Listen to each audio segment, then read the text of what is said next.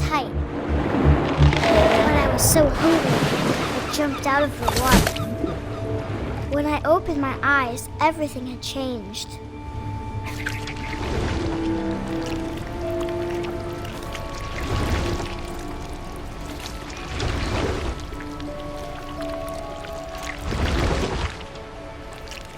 Now I was a monster, and I smelled people everywhere.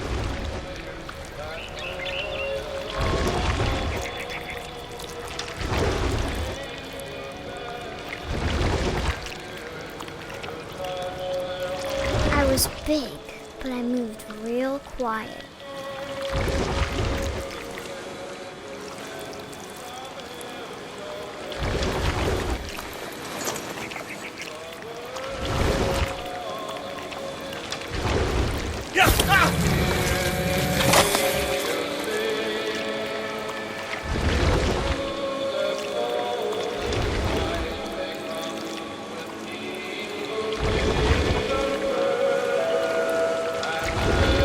I wanted to stop, but also I didn't.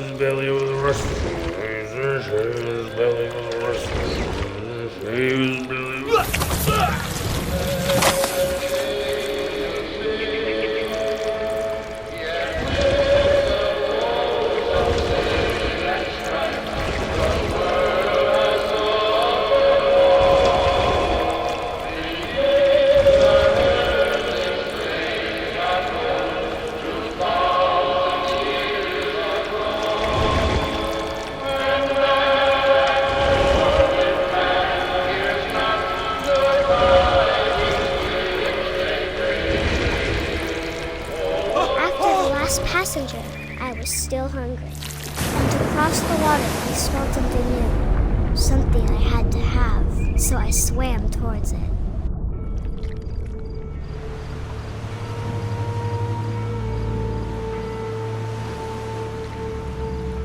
I slithered onto the sand, and the good smell went into an old pipe.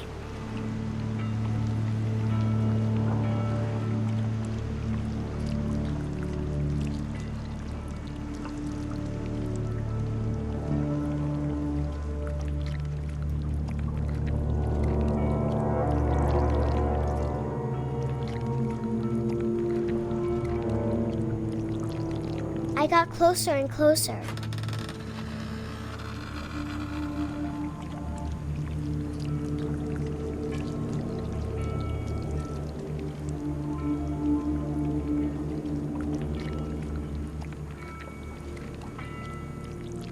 All my stomach started growling.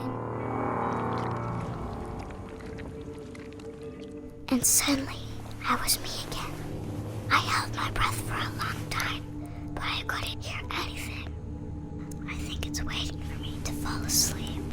But it's not going to wait much longer. It needs to feed, and we both know I will be delicious.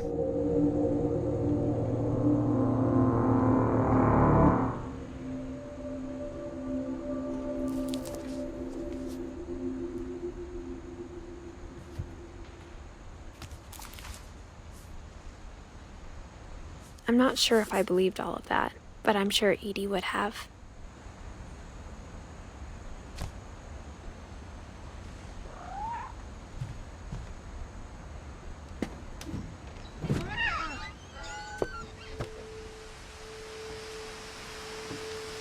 This will be obvious later, but my mom never told me any of these stories. Edie would have, but Mom didn't like bringing up the past.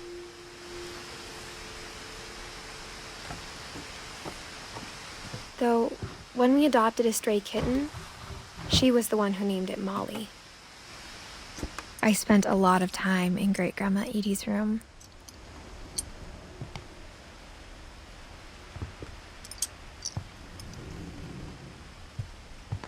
We got along, and it was a good place to hide from my mom.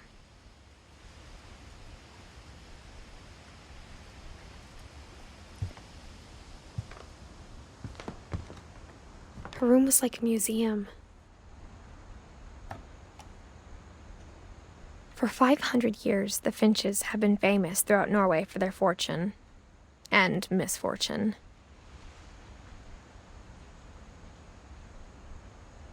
Odin Finch buries the latest victims of the family curse, his wife Ingeborg and their newborn son, Johan.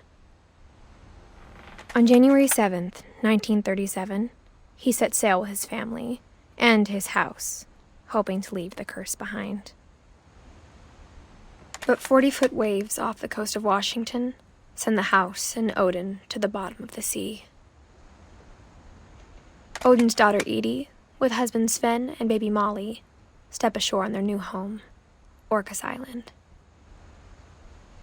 Odin Finch is the first to be buried in the new family cemetery. His daughter Edie is already dreaming of a new Finch house.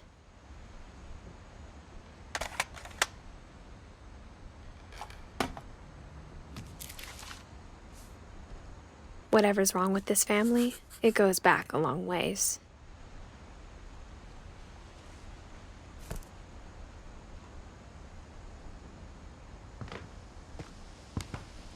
Edie knit me a new pair of gloves every year, just in time to replace the old ones.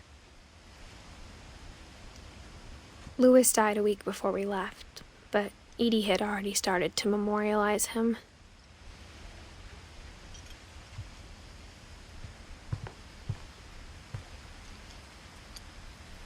Edie gave a big interview about a mole man living under the Finch house. My mom was furious. I hadn't thought of myself as Edith Jr. for a long, long time. One summer, they evacuated the island, but Edie refused to go. For a few weeks, she was a celebrity. When Edie told people Sven was killed by a dragon, she could also have said he was building a dragon-shaped slide that collapsed. She could have, but she didn't.